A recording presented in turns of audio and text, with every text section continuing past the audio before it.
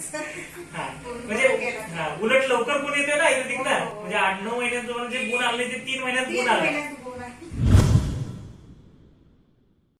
काय त्रास होत होता म्हणून आपल्या इथल्या विश्ववेद क्लिनिक मध्ये तुम्ही आला होता, तुम्हाला काय काय त्रास होत होता?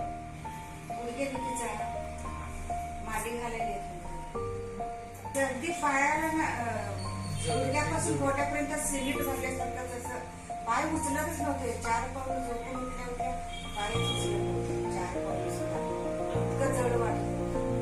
म्हणजे त्यावेळी तुम्हाला चालायला येत नव्हतं? चालायला येतच नव्हतं. अगदी वेदना हे फक्त चालतानाच हे दुखत होतं का त्यावेळेला बसल्यानंतर पण झोपल्यानंतर पण दुखायचं?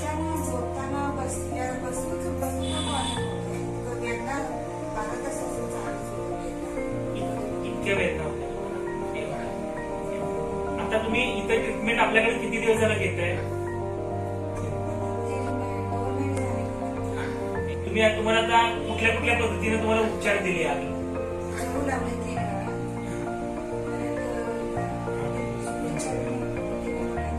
विद्यकर्म केले.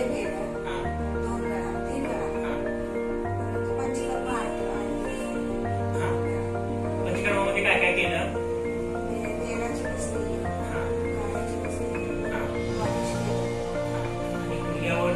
गुडघ्यावर पालन करून तेल, त्यात गरम तेल टाकायचं, त्याला जानुबस्ती म्हणतात. आणि बस्तीची ट्रीटमेंट 8-8 दिवसाची केली. मग एकंदर तुम्हाला आता 3 महिने तुम्ही ह्या सगळ्या वेगवेगळ्या ट्रीटमेंट घेताय, पोटातून औषधं चालू आहेत, 3 महिने झालं सगळं औषधं घेताय. साधारणतः तुम्हाला आयुर्वेदिक ट्रीटमेंट घेतल्यापासून आता आयुर्वेदिक ट्रीटमेंट घ्यायच्या आधी तुम्ही ॲलोपॅथीची ट्रीटमेंट किती दिवस घेतली?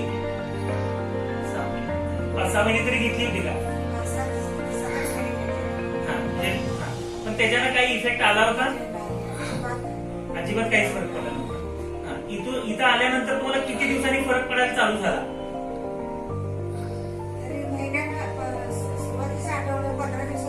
फरक पडला नव्हता, फरक पडत गेला. ओके.